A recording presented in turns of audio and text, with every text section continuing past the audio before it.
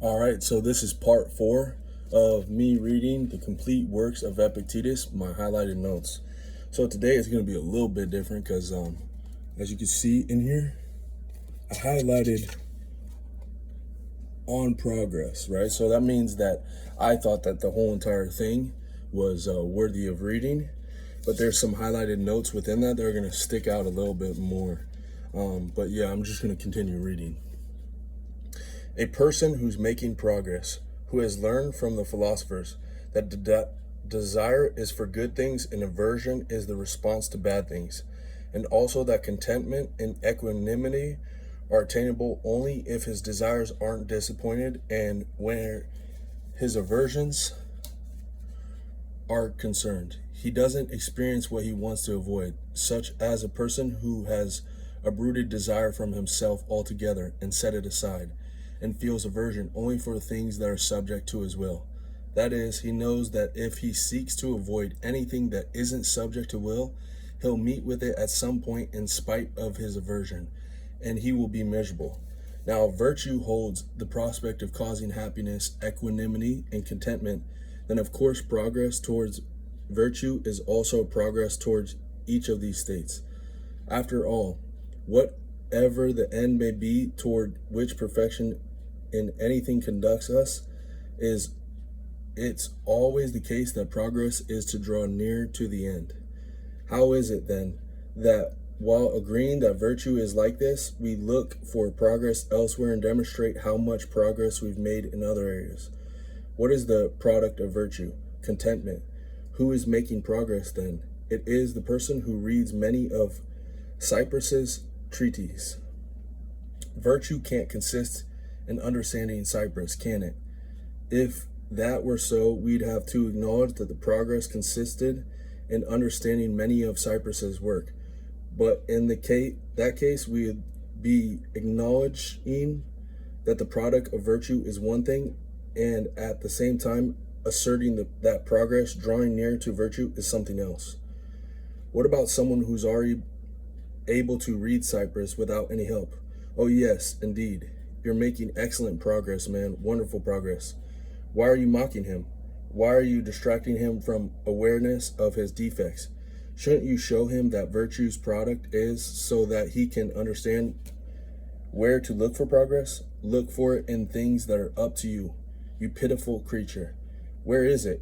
In desire and aversion, so as not to be disappointed or encountered what you want to avoid, in inclination and disinclination. To avoid going wrong in the application of assent and suspension of judgment, to avoid being deceived. Look first in the most important and essential places. But if you're fearful and downcast in your quest for perfection, in what sense are you making progress? So show me what progress you're making in the regard. Suppose I were talking to an athlete and said, show me your shoulders. And then he said, look at my weights. You and your weights can see to yourselves. I want to see what the weights have done for you. Get the treatise of inclination and you'll see that thoroughly I've read it. That's not what I'm trying to find out, slave. What I want to know is how to manage your inclinations and disinclinations, your desires and aversions. And then this is a little highlighted part. How purposeful, intentioned, and prepared you are, whether or not you are in harmony with nature. And then just back to reading the regular. If you're in harmony with nature, prove it to me then. I'll agree that you're making progress. If you're out of harmony with nature, go away, and rather than just interpreting books, write similar ones to yourself. And yet, what good will that do? Don't you know that the whole book costs only 50 denarii? 5 denarii. Do you suppose then, so never look for your work in one place and your progress in another? All right, this is going to be a little highlighted part. Where is progress to be found then? And any of you has turned away from external things and is focused on cultivating and working on his own will, so as to bring it into accord with nature, upraised, free, unimpeded, unobstructed, trustworthy, and self-respecting. If he has understood that anyone who longs for or tries to avoid things that are up to him compromises both his trustworthiness and his freedom, and is bound to find himself too changed and tossed up about along with them, and is also bound to make himself subservient to other people, those who are able to procure these things for him or deny them to him.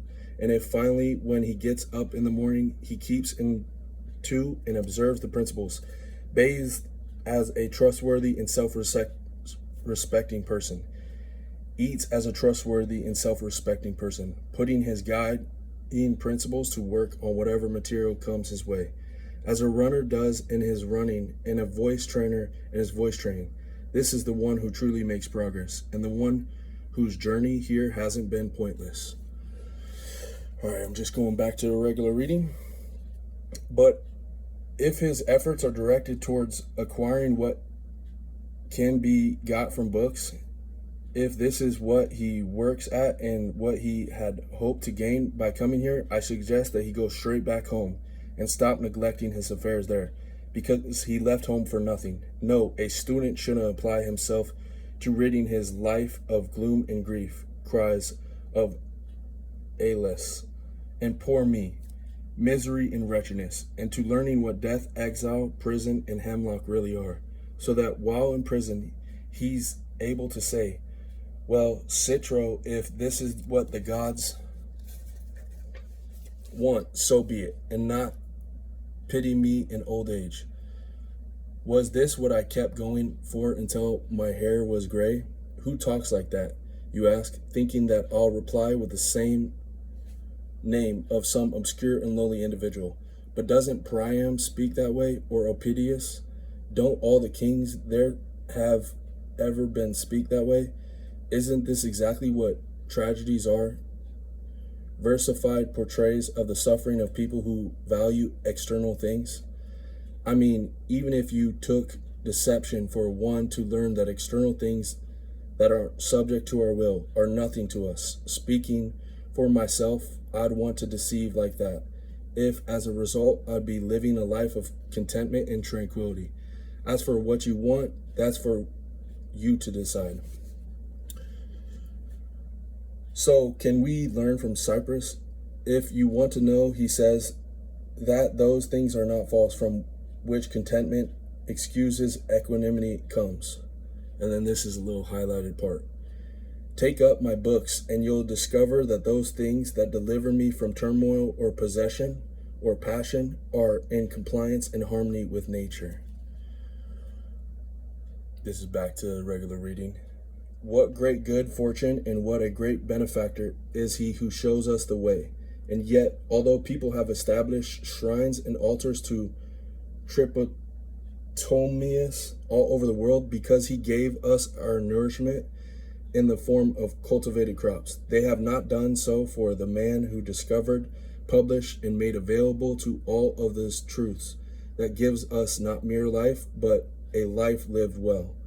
I mean, have any of you raised an altar to him or a temple? Have any of you dedicated a cult statue to him? Do any of you bow down before gods in gratitude for him? We perform sacrifices to the gods for the gifts of the vine and the wheat, but they have also brought forth this wonderful fruit in human mind, by means of which they wanted us to see the truth about happiness. Shall we not thank God for this? All right, so that's a longer part, so I'm going to stop the video there.